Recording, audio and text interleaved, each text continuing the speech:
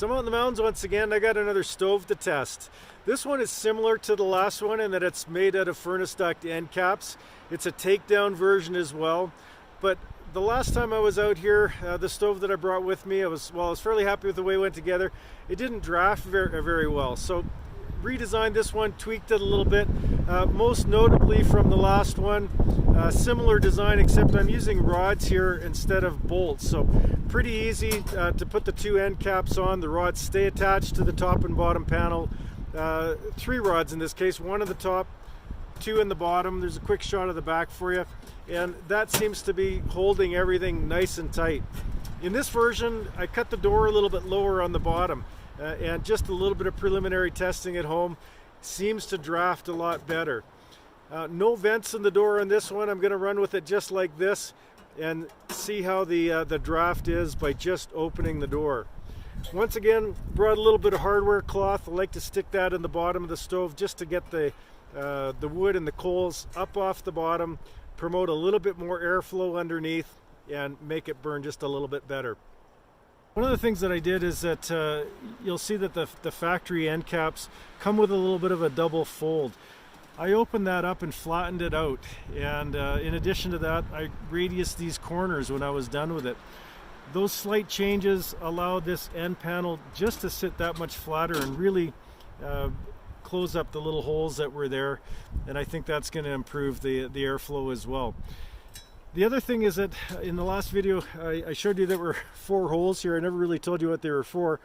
Basically those are just a little bit of a recess so that it allows the hinge bolt heads to fit inside there so that panel fits even tighter.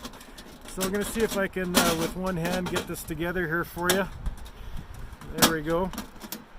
Just threading the front and back panel onto the ready rods, putting on your 3 wing nuts front, 3 in the back. This stove is ready to go.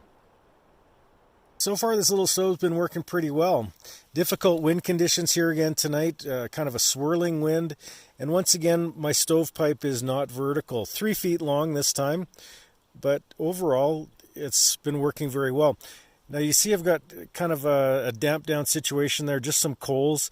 A week ago with my other stove, there's no way that I could get the door open. Any little bit of smoke in there would have just been billowing right out the front. But there's enough draw, even with that just little bit of heat there, that the whatever smoke is there is going up the chimney.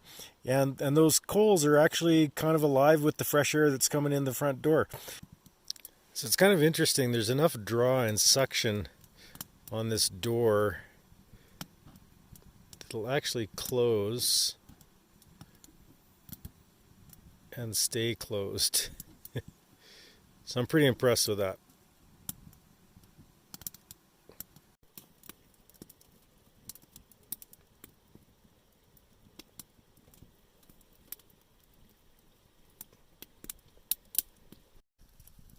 Well, it's just after 6 o'clock in the morning, and I have to tell you that I'm really happy with how this stove performed overnight.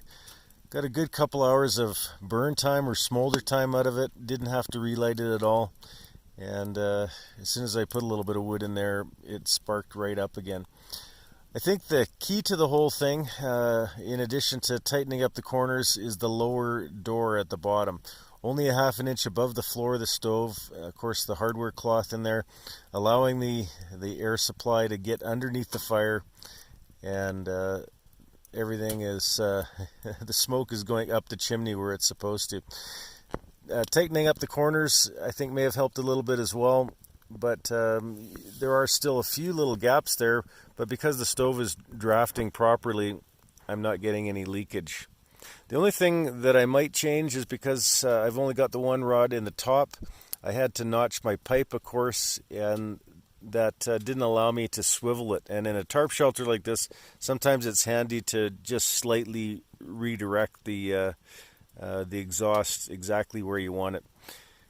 So 2 rods on the top I don't think would add a whole lot of weight and would give just a little bit more flexibility if you're in a setup such as this one.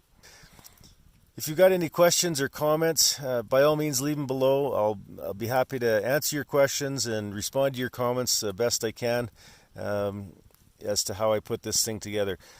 I might just try and do a separate build video. If enough people are interested in that, be happy to do that, and we'll make one more.